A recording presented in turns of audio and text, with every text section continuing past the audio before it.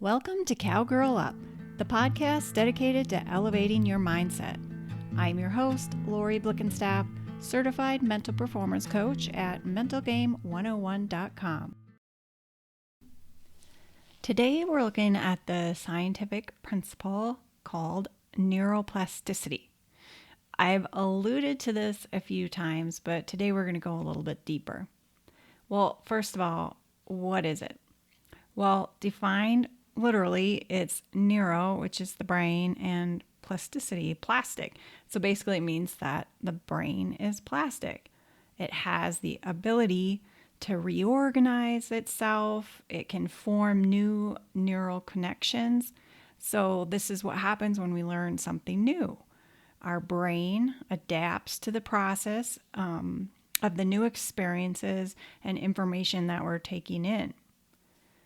This principle is quite obvious, throughout childhood. You think of the little ones as they learn to speak and walk. But the research shows that it continues throughout adulthood. So again, we can change at any time. Science has proven that our brains do continue to grow and change as we age. So it's never too late to gain new skills or work on our mindset. So where do we see this principle in Scripture? Let me start with two examples, again from Paul, his early teachings to the early churches. The first is to the church at Ephesus. You were taught with regard to your former way of life to put off your old self, which is being corrupted by its deceitful desires, to be made new in the attitude of your minds, and to put on the new self, created to be like God in true righteousness and holiness. I want to point out how he calls us to take action. He says to put off your old self or to put on your new self.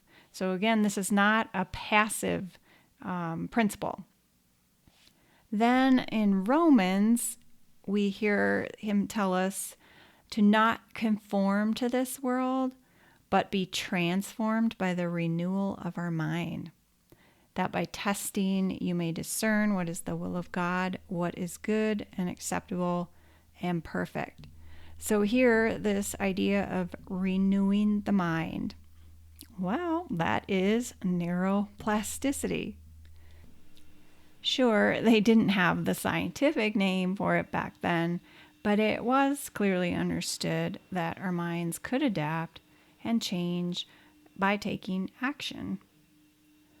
The takeaway today is that through both the scientific and the spiritual lenses, we find encouragement to continue our seeking out of growth and self-improvement. Tomorrow, we'll uncover the power of the spoken word. So until then, let's focus on the positive, the present, and the next move. Thank you so much for tuning in today. If you have any questions, feedback, or comments, I'd love to hear from you. Email me at lori@mentalgame101.com.